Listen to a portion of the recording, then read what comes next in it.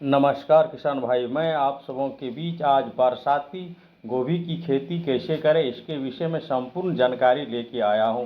यहां पर हम आपको बताएंगे कि बरसाती गोभी की कौन कौन सी वैरायटी है जो कि आप उसका खेती अभी कर सकते हैं जून जुलाई अगस्त में, जो कि आपका अच्छा उत्पादन देंगे और बरसात के पानी से और धूप से यह फसल नुकसान न होगा, अच्छा उत्पादन देने वाला वैरायटी है। उन सबों के विषय में आपको हम जानकारी देने जा रहे हैं। मेरा ये जानकारी आपको अच्छा लगे तो मेरा चैनल को सब्सक्राइब कर लेंगे और बेल आइकन बटन को अवश्य दबा देंगे। तो चलिए देर न करते हुए हम सबसे पहला नंबर आपको हम बताने चलते हैं कि गोभी की खेती के करने से ज़्यादा महत्वपूर्ण बात है गोभी की पौधे की नर्सरी करना, और वह नर्सरी कैसे किया जाता है इसकी जानकारी हम वीडियो के अंत में बताएंगे। सबसे पहले वैरायटी के विषय में आपको हम बताने जा रहे हैं। नंबर 1 में आता है सिजेंटा का CFL 6099 फूल गोभी की हाइब्रिड किस्म। यह वैरायटी बरसात के मौसम के लिए यानी फूल गोभी की अगेती खेती के लिए बहुत ही अच्छी वैरायटी है। और इस वैरायटी की अगर हम फसल अवधि की बात करें, फसल रोपाई से मात्र 60 से 65 दिन में यह हार्वेस्टिंग के लिए तैयार हो जाता है।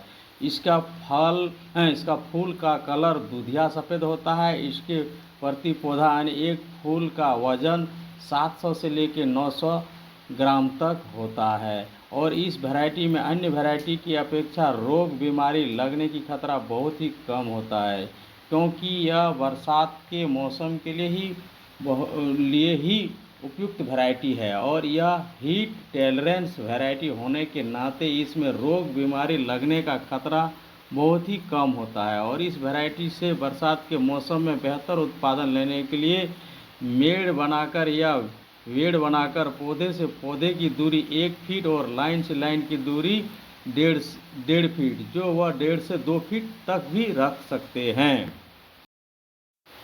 नंबर 2 पर अल्वांटा का सुपर सिगरा। यह गोभी की एक बहुत ही अच्छी वैरायटी है। इसकी खेती भी किसान गर्मी में अधिक करते हैं। इसके फलों का वजन गर्मी में खेती करने पर भी 700 से 1200 ग्राम तक होता है। इस वैरायटी में 55 से 60 दिन में आपका फसल कटाई के लिए तैयार हो जाता है। इस वैरायटी की खेती भी आप गर्मी में कर के अच्छा खासा लाभ कर सकते हैं।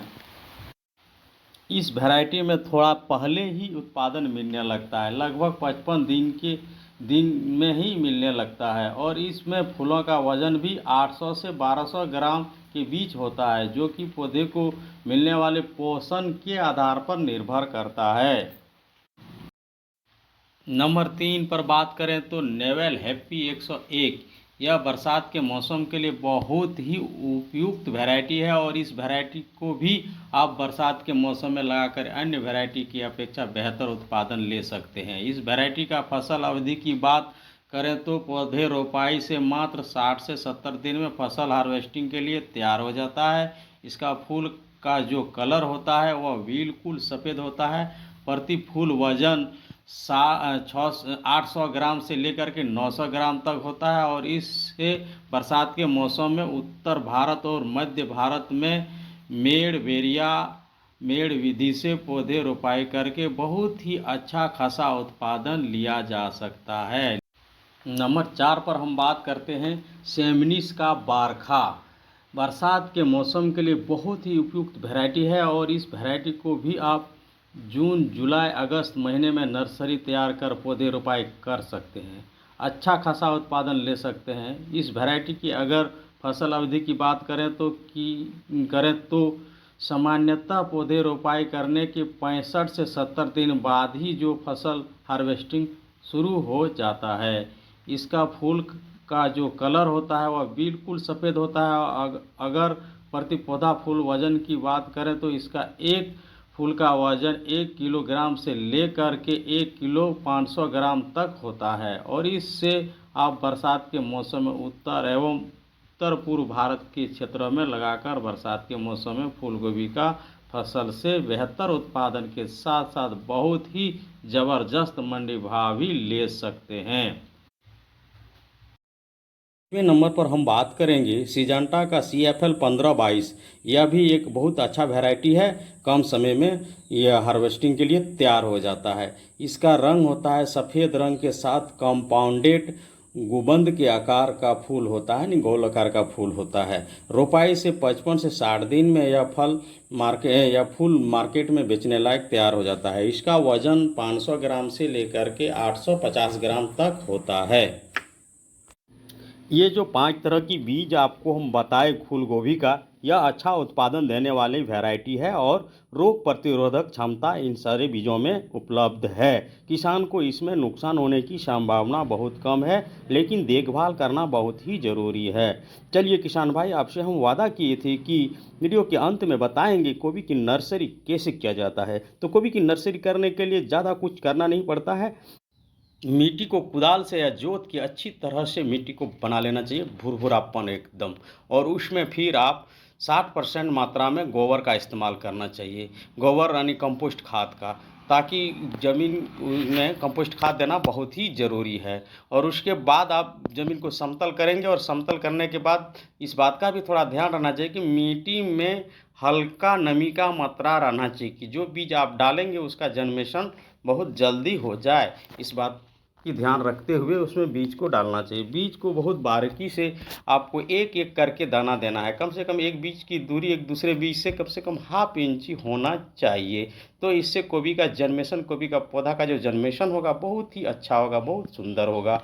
उसके बाद जब मिट्टी ऊपर से फिर गोबर कंपोस्ट खाद देने को बीज डालने के बाद उसके ऊपर मिट्टी हो सके तो आपके अगल बगल में लाल मिट्टी हो, चिटचिटा टाइप की मिट्टी हो, तो उसका इस्तेमाल करना चाहिए, ताकि आपका पौधा का जब जन्मेशन हो जाएगा और आप पौधे को, अभी का जो गर्मी का मौसम का जो गोभी का खेती होता है उसमें पौधे को आप ढक के रखेंगे बारिश के समय, तो उस समय पौधे का बढ़वार ज़्यादा हो जाएगा, जिससे पौधा उलटने की संभावना होता है। यदि एक पौधा गोभी का उलट जाते हैं तो वह फंदनाशक दवाई का तो इस्तेमाल करेंगे ही, वो भी आगे चल के हम बताएंगे आपको। तो वो पौधे से दूसरे पौधे को भी ग्रसित करेंगे, यानी गोभी का पौधा अभी बहुत ही सावधानी से जन्मेशन करके उसको तैयार कराना पड़ता है। जब आप देखेंगे कि गोभी के पौधे में 1 से 2 पत्ता हो जाने लगता है, उस समय आप बेबिस्टिन या साप यानी इस तरह की कोई भी दवाई आपको देना है, जिससे कि फंदनाशक बीमारी ना हो।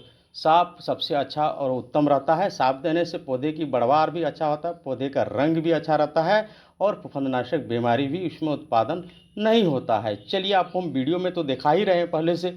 इस वीडियो के हिसाब से आपको एक स्ट्रक्चर बनाना है, उस स्ट्रक्चर में पॉलीथीन से ढकना है जब ज़्यादा बारिश होगा और ज़्यादा धूप होगा उस समय, क्योंकि बारिश के मौसम में गोभी का खेती करना एक चैलेंज जैसा होता है, लेकिन फिर भी इसमें बहुत ही ज़्यादा इनकम होने का संभावना रहता है।